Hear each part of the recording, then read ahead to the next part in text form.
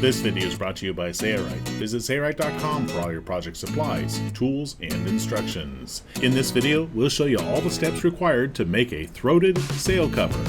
This sail cover kit is available from Sailrite. Sailrite sail cover kits include a number 10 YKK Vislon zipper along the forward edge of the cover, along the mast. The Sunbrella marine grade fabric is fashioned in such a way to prolong the life of the zipper by protecting it and keeping it hidden from the sun. Along the bottom edge, kits include twist lock fasteners that are installed with buttons for a great looking sail cover. Ordering a kit for your boat is easy. At the Sailrite website, you'll find a variety of different size sail cover kits. We only need to take one measurement to determine which kit is right for us, and that is the length of the boom. After determining the length of your boom, visit the Sailrite website and search for sail cover kit. Pick the sail cover kit that fits your requirements, then select the color of Sunbrella marine grade fabric you want to use. If you don't see the color you want listed, give us a call or email us. We can provide a custom quote for any color or brand of marine grade fabric that Sailrite stocks. Throated sail cover kits are computer designed and plotted on Sailrite's 50-foot plotting system. The plotter's table uses a vacuum system to hold the fabric in place while the arm plots the lines precisely on the fabric. These lines plotted on the fabric take all the guesswork out of creating a throated sail cover that will fit perfectly on your boat. We will simply cut the fabric out along the plotted lines. The shape of the sail cover is plotted on the fabric. Now all we have to do is cut out on those lines. On the fabric that you received from Sailrite, you'll find plotted lines. Some sail cover kits include two patterns plotted on the fabric. The written instructions will clearly illustrate that. They are included with the kit. To determine the correct pattern for your boat, flake the sail along the boom and measure the stacked height. This measurement should be taken following the shape of the flaked sail from the top centered to the bottom, wrapped around the sail's lowest point, centered under the boom. For this Islander 37, ours is 45 inches. Using the sail's stack height along the mast, pick the correct pattern for your application. Depending on the kit, you may have two options to choose from. Some only have one. Refer to the sail cover instructions for more information about this. Make sure that all cutting lines are extended out to the outer edge. Cut out the patterned cover panels that are plotted directly on the fabric and any additional pieces from the fabric using a Hotknife, which helps to seal the edge of the fabric to keep it from unraveling. Here we're using the Sailrite Edge Hotknife and we're placing it on a ruler to prevent damage to the tabletop below. Be careful to not cut into the good fabric.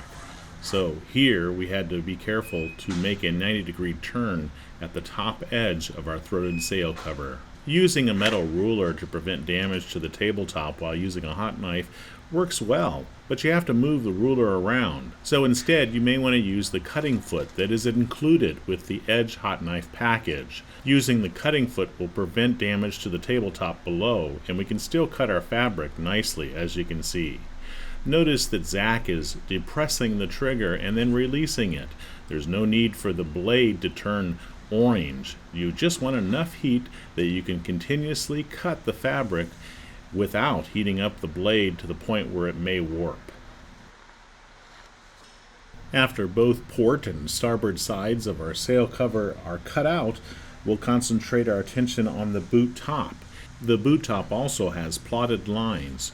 We'll cut along those lines using the Sailrite Edge Hotknife again. Here's what all the panels should look like after they're cut out and ready for assembly. For our kit, we had two plotted patterns on our fabric, a larger one and a smaller. We chose the larger due to the stack height on our boat. Throated sail covers usually come in a 60-inch wide fabric. However, some colors are not available in that width, so a 46-inch wide fabric may be used instead. If that's the case for you, you may need to add a throat section to your sail cover to gain the required height for your sail. Refer to the included written instructions for details on how that is accomplished. Mark each panel SOUT for starboard out and POUT for port out. It is very important to label them correctly, so lay the panels as seen here in this illustration, then mark them. Up next, we'll attach the Sailrite logo. It proudly declares that you did it yourself. We like to place the Sailrite logo down from the half-inch notch on the sout and pout sides near the throat. Smooth the adhesive-backed Sailrite logo in place here. Be sure it's on the sout and pout side. Sout for starboard out and pout for port out. Because we're using Sunbrella marine-grade fabric, there's not many adhesives that stick well to it. So we'll take this adhesive logo to the sewing machine and sew a straight stitch around the entire perimeter. Here we'll show it in double time. Notice how Zach will bury his needle and lift his foot occasionally when he comes to a corner that needs to take a fairly sharp turn. He's also stuffing the fabric in between the throat of the sewing machine so that he can sew this nicely. When he needs to stuff more fabric in, he will bury the needle to the thick part of the shaft and lift the presser foot and then adjust his fabric. Then he'll lower the presser foot and continue to sew around the logo. Securing the Sailrite logo on your sail cover or any other application proudly declares to the world that you did it yourself, because Sailrite only provides kits for DIY. The throated sail cover kits from Sailrite come with V-92 polyester thread. It's UV resistant, but not UV proof. If you'd like to upgrade to a better thread, we recommend using Profilen, which is a PTFE thread. It's guaranteed for the life of your fabric, and it is very chemical resistant. We'll be sewing this sail cover with the Sailrite Ultrafeed LSZ1 sewing machine. This sewing machine is set up in the Sailrite Ultrafeed collapsible sewing table. Next, we'll take the panel and flip it so that the wrong side is facing up. Our logo will be facing the tabletop. Along the bottom edge, we'll be creating a hem. We will use the Sailrite canvas patterning ruler and a soapstone pencil and mark a line that's 2 1/4 inches from the bottom edge. The Sailrite canvas patterning ruler makes it easy to mark a line a certain distance from the fabric's edge. Don't have this ruler? Just use your ruler, mark lines, and then strike a line along the bottom edge that's 2 1/4 inches up from it. Then apply the basting tape that's included in the kit along the inside edge. We like to use the Sailrite canvas patterning ruler to make sure that the basting tape is bound well to the Sunbrella marine grade fabric. Then we'll fold the bottom edge up to that line that we struck down. The basting tape will temporarily hold it in place as we create this hem. It is left in place when we take it to the sewing machine and sew. Again, we'll use the Sailrite canvas patterning ruler to baste that hem in place securely along that bottom edge. Most adhesives and glues do not stick well to acrylic fabric. However, using the Sailrite canvas patterning ruler with our basting tape, which sticks very well to acrylic, will secure the hem in place nicely, so it doesn't move on you when you take it to the sewing machine and sew. Apply a second line of basting tape along the folded edge. Then we'll fold up again to create a double hem, 3 layers of fabric, along the entire bottom length of the panels. We'll do this for the port side and the starboard side.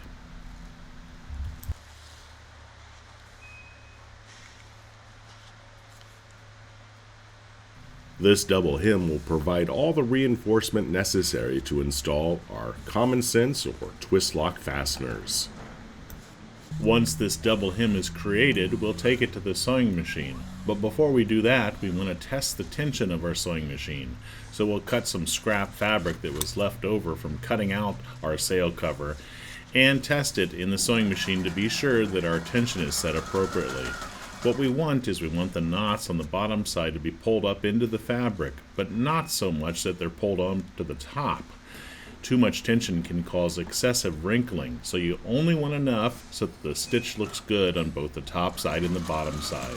We've positioned the deluxe 5.5 inch magnetic sewing guide on the Sailrite Ultrafeed LSZ1 sewing machine and are now sewing a straight stitch about 6 millimeters in length along the inner edge fold of this hem. It is always a good idea to check tension and make adjustments if necessary. The Sailrite Ultrafeed sewing machine is set up in the collapsible sewing table. This collapsible table makes a great workstation, and it's portable. When you're done using it, it collapses to only about 4¼ inches in thickness. Now we'll sew a second row of stitches along the outside edge of the hem. Because we want this stitch a little bit closer to that edge, we'll position the deluxe 5½ inch magnetic guide on its side like this, so we can still use it as a guide, but this gets the stitch closer to the edge because the magnetic guide would run into the right presser foot if we had it positioned as normal. We'll do this to both the port and starboard panels, following the same procedure. We'll not show all of this. If your sail utilizes lazy jacks, you'll need to install lazy jack slits. The included instructions that come with each kit will show you how that's done. If your boat does not have lazy jacks, let's move on to the forward zipper. The zipper should start about 1 to 3 inches. Here we're going to mark 2 inches, and it should be shorter than the forward edge of the panel.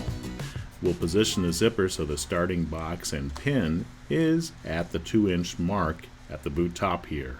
Running the zipper down the length of the forward edge, you'll notice the zipper is longer than it needs to be. To shorten it, we'll slide the slider up just behind the point where we need to cut it, and then we'll cut across that point with scissors. The end of the zipper should be flush with the bottom hemmed edge of your sail cover. Using some of the scrap fabric, we'll cut 2 small fabric strips and fold one around each end of the zipper to keep the slider from coming off.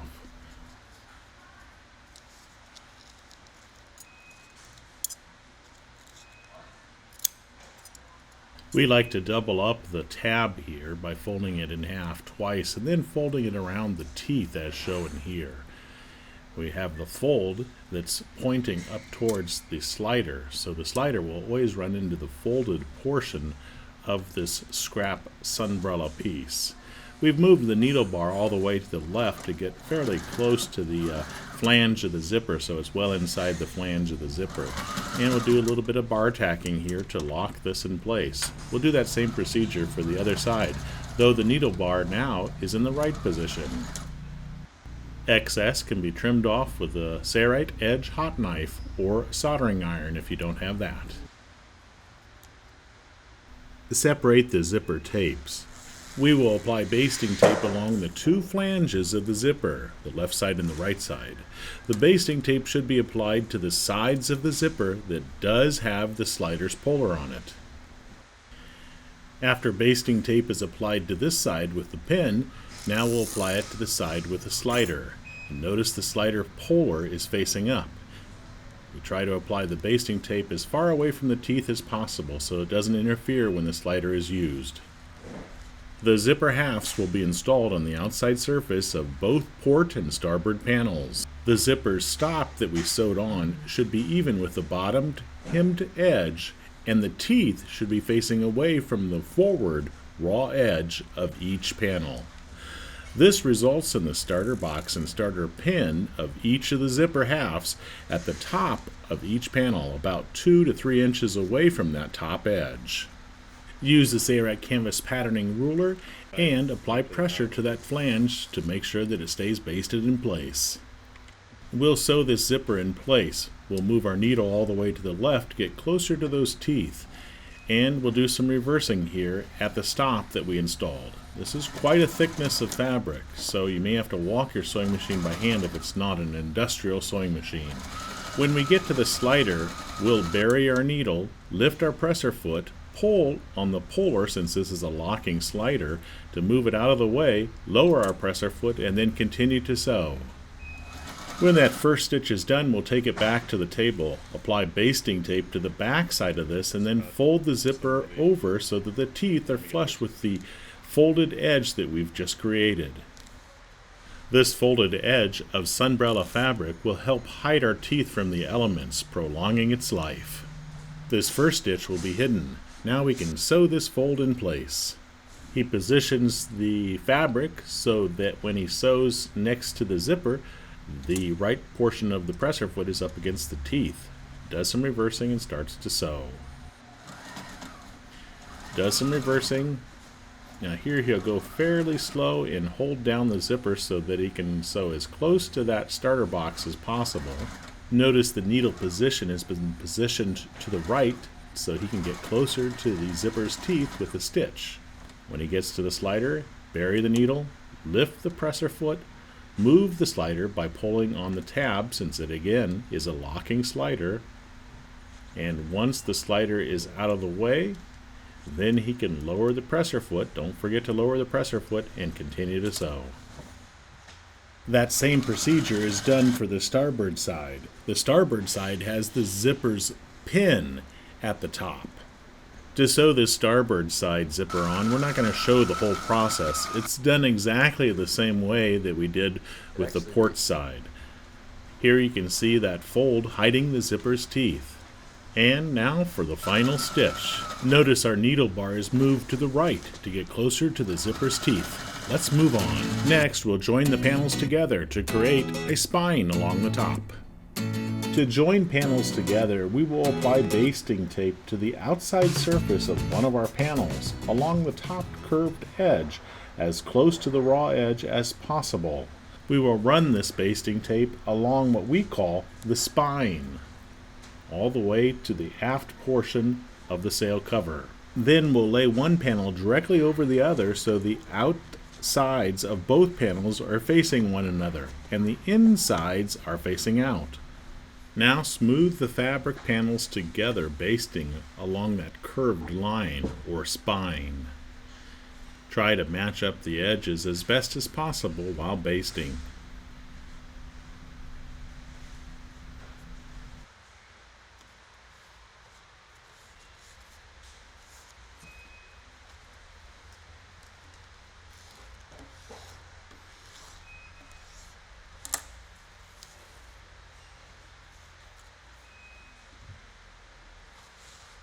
Cut a 3/8 inch or a 1/2 inch slit with a hot knife at the throat as shown here.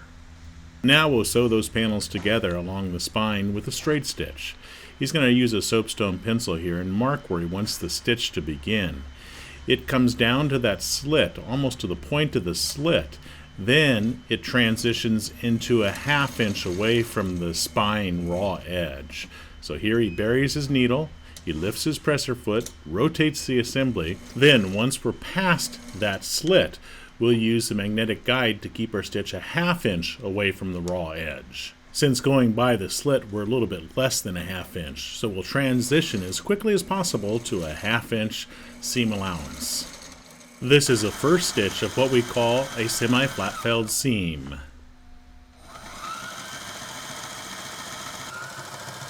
After that stitch is done, and to create the top stitch of the semi-flat felled seam, unfold the panel so the outside surfaces are facing up, and splay the fabric open along that first stitch. Here at the throat section at the top, it will be quite difficult to splay it apart neatly. In fact, you may get one wrinkle or two as you sew this section together because of the transition, but that's okay. What we want is we want to sew through that 1/2 inch tail on the underside and keep the stitch about an 1/8 inch or so away from the primary stitch where the fabric is splayed apart. So do some reversing at the beginning and pull the fabric apart as you sew. Try to work out any wrinkles here at the throat section where there's a lot of transition. You may need to bury your needle, lift your foot, and make adjustments at this point. Try to work out as many wrinkles as possible as you sew this section.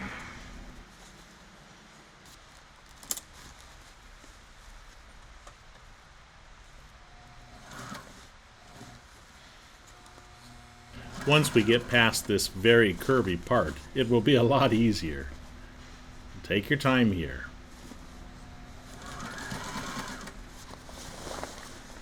Now we're almost to the straightaway. Now all we have to concentrate on is pulling our fabric apart and checking occasionally to be sure that we're sewing through that 1/2 inch tail on the underside.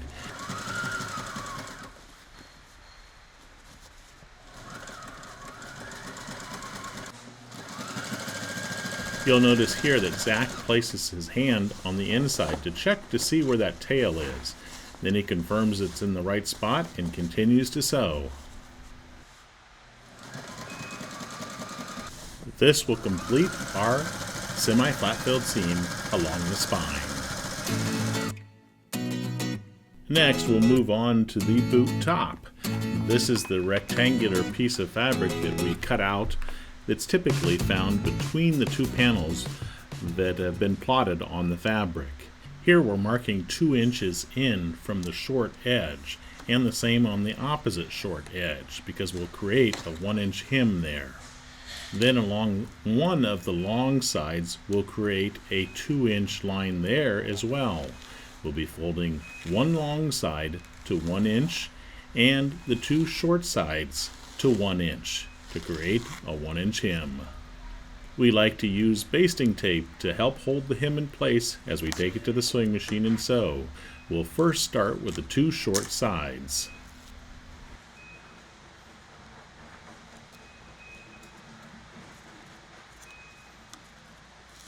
After both the short sides are folded over, then we'll apply basting tape to one of the long sides that we marked, and then we'll fold it over 1 inch to create a single hem there.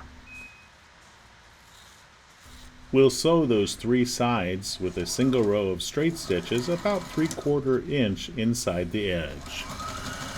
Reverse at the beginning, then when we come to the corner here, we'll bury our needle, lift our foot, rotate our fabric, lower our foot, and continue to sew, making a perfect 90-degree turn.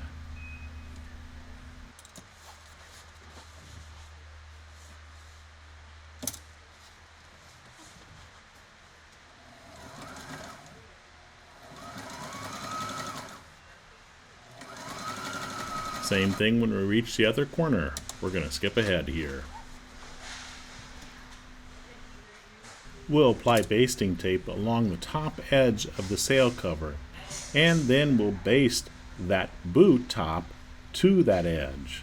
This is the outside surface. At the transition where the 2 panels are sewn together, we'll just twist the basting tape to make it go around that curve. We'll use a Sailrite canvas patterning ruler to ensure that the basting tape is securely bonded to the acrylic fabric. The boot that we just made is basted with the edge that is not hemmed, and so that the hems are facing up. The outside surface of the cover is also facing up underneath that boot top. So, if we think about this, the outside surface of the boot is facing the outside surface of the cover. At the V junction of the 2 panels where they're seamed together, you can straighten that to make it almost straight, and that makes it much easier to baste the boot in place.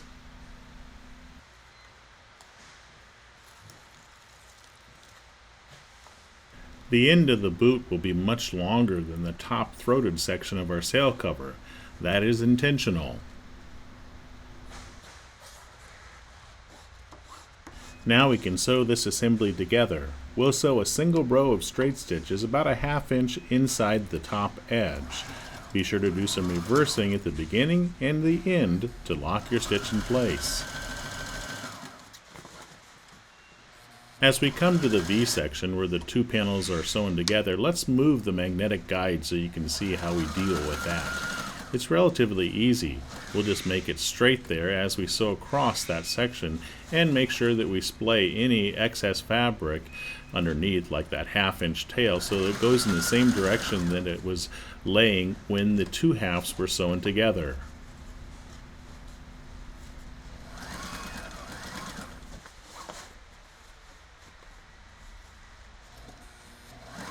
When we come to the end where the sail cover stops, where that zipper is sewn on, we'll do some reversing to lock the stitch in place. We will not sew past this juncture. Not yet, at least.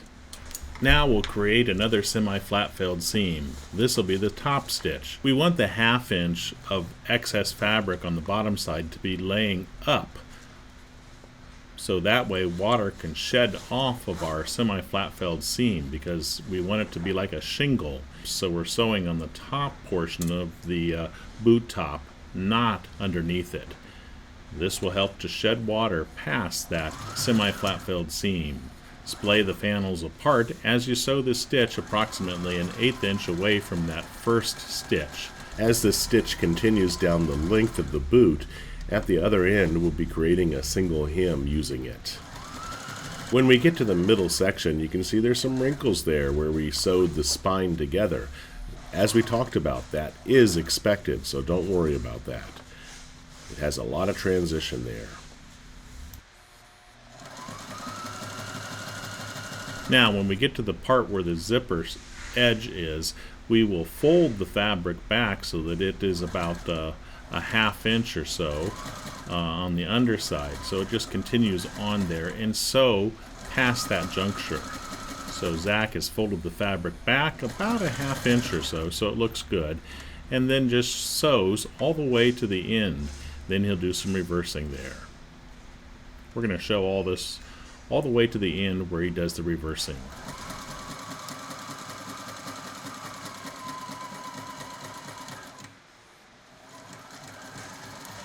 Let's move on and install our Leech line, or what we call Dacron line, to the boot top. Included in the kit is a length of Dacron line. The length of this line for the boot should equal the circumference of the mast and no less than 2 extra feet. We'll cut this line with a Hotknife to prevent it from unraveling. If you don't have that, you can use a wood burning tool or a soldering gun. To reinforce the attachment of our Dacron line, we'll cut a strip from our scrap fabric that's 1 inch by 5 inches. We'll fold this fabric in half lengthwise to 1 inch by 2.5 inches in size approximately. We'll find the center of the line and then place it on top of our scrap fabric. Then we'll sew several rows of a straight stitch, typically on top of that line that we sewed earlier, reversing and forwarding several times until the Leech line or Dacron line is sewn well on the end of the boot top.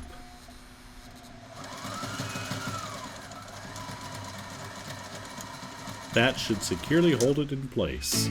To determine the aft end where it needs to be cut off, we'll take the cover to the boat. Drape the cover over the flaked sail on the boom and zip the forward edge closed. The sail cover should always extend beyond the end of the sail, typically in a tight outhold position, but not necessarily to the end of the boom. We did not show marking the aft end. Here it is when it's finished, and you'll notice if you look inside, the sail is only a few inches from the end of the cover. That's perfect. At the ideal cover length, place a mark there with your soapstone pencil. Then you can take it back and finish the aft edge. Now let's go back to our sail cover and show you how to finish the aft edge. Lay the fabric out on a flat surface. Locate the trim marks and add an extra 4 inches to each mark to allow for a double hem along the aft edge.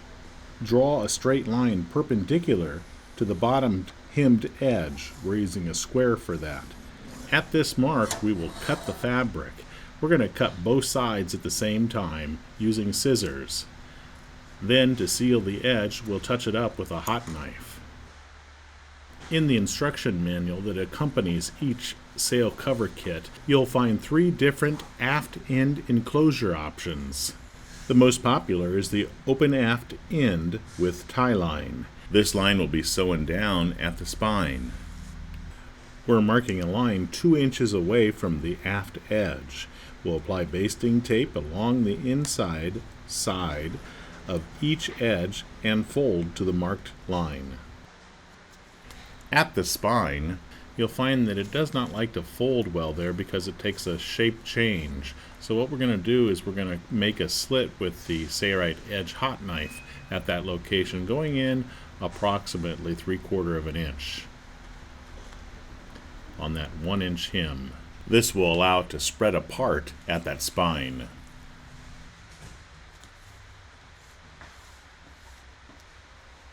We'll then apply another row of basting tape along the fold that we just created to make a double hem. We will not make a slit at the spine for this second hem because that would be visible on the inside. We'll just fold it as best as possible. You can expect a little bit of a wrinkle there since there is some shape at the spine. Just work it out as best as possible and then take it to the sewing machine and sew. When it's folded in half, that wrinkle basically disappears. Now we'll sew that hem in place. Here at the corner there is actually 8 layers of Sunbrella, so it's pretty hefty. If you're sewing this with a home sewing machine, you may want to walk the needle by hand by rolling the balance wheel at those locations.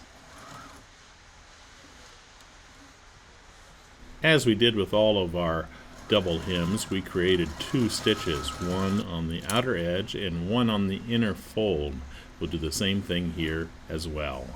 On this aft end, we'll take some scrap fabric, just like we did for the boot top, fold it in half, and then place our Dacron line on top of that. This is the center location of the length of Dacron line.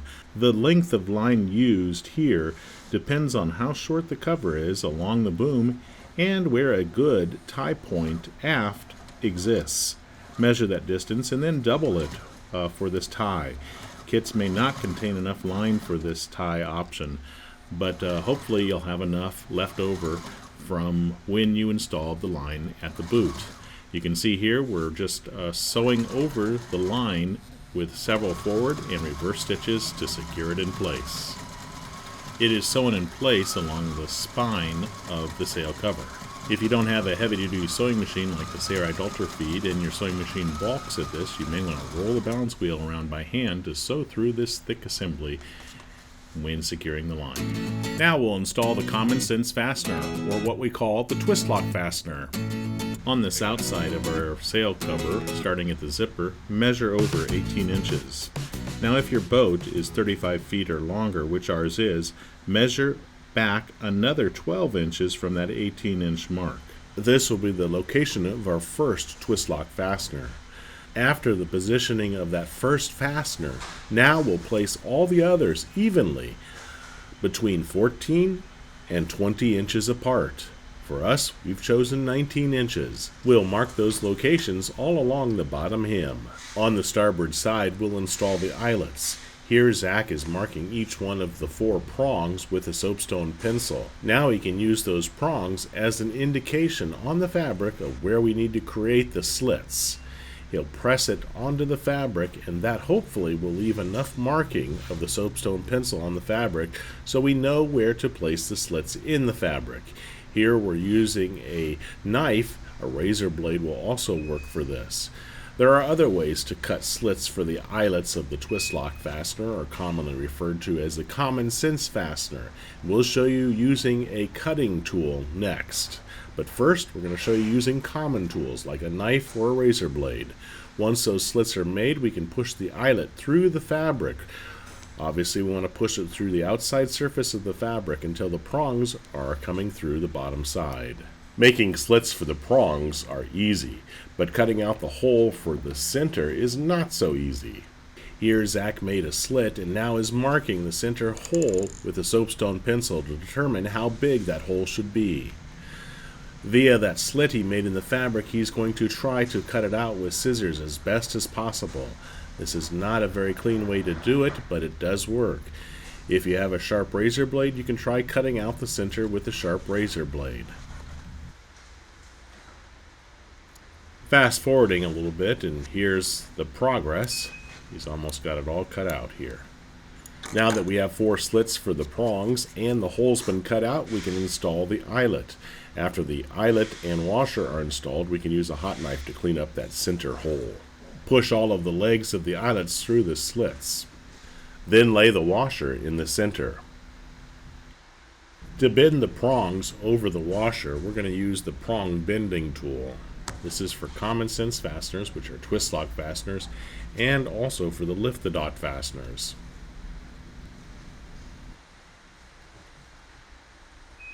Using the Sailrite Edge Hotknife with the R blade, we can dress up the edges of that hole that we cut out with scissors here. This should only be done when the fastener is installed. The fastener will help you from burning any of the fabric around the fastener. Do this carefully and slowly. That's one way to install the eyelets for the twist lock or common sense fasteners. The other way is to use the common sense eyelet hole cutter. We'll be using a used one that we've had in our studio for years. Zach lines it up so that it will punch the hole right where he wants it in that hem. It is best to do this on a solid surface. We have a rubber cutting pad underneath to prevent damage to the tool, and we did use a very heavy mallet. In fact, it's called the Barry King mallet. And that is important. It will not cut a hole unless you use a heavy mallet. Now we push our eyelet through, place the washer on top, and then we can use our prong bending tool. If you don't have the prong bending tool, you can use a screwdriver to bend the prongs over as well. One thing you should take note, we did not cut through both hems. In other words, this is the starboard side. The port side we did not affect because we have that rubber cutting pad underneath our assembly. So we were not cutting through both hems. Here we're using a screwdriver just to show that the prongs can be bent over with that as well. Not as easily, but it still works. Once all of the eyelets are installed along the foot of your sail cover, we can zip up the forward portion of the sail cover and mark positions for the studs. Zach positions a rubber cutting block below the port side panel, then marks through the starboard panel where the eyelet has been installed and marks an oval there on the port panel here. This is the inside surface of the port panel. Then we want to position one of the studs over that mark so it's centered and in the middle of the hem, and mark where the two holes are with our soapstone pencil. We'll be using an 1/8 inch hole cutter available from Sailrite to punch the holes to insert our buttons. If you don't have an 1/8 inch hole cutter or a spin cutter 1/8 inch, you can use an awl and create holes with that, but you will have to widen them. All sail cover kits come with a snap fastener installation tool, but this sleeve gets in the way, so we like to use channel locks and push the sleeve up or take it off completely. Onto the concave side of the anvil, place a button as shown here. Then push the barrel through one of the holes that you created. Now we can position our stud on top of that and use that tool with a sleeve pushed up or taken off with a heavy mallet or a hammer and pound the barrel until it makes a nice mushroom over the base of the common sense stud or twist lock stud.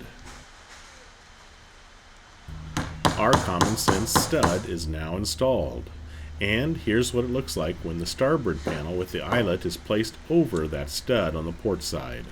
Now we need to simply repeat that process to install the studs all the way down the length of our hemmed bottom edge. Our sail cover kit is now complete, and here it is installed on our Islander 37 sailboat. Coming up next is the materials list and the tools that we used.